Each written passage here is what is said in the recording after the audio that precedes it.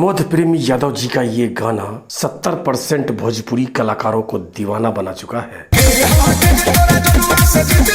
But ये धुन original में हिंदी गाने का है। झांझरिया उसकी छनक गई, कटीली कमर अभी अभी जो रोशन रोही का गाना रिलीज हुआ है ये भी उसी धुन पे है, बट इन्होंने वहां पे एक और धुन जोड़ दिया। मर्डर करवई तो कमर अंगूरी बदन।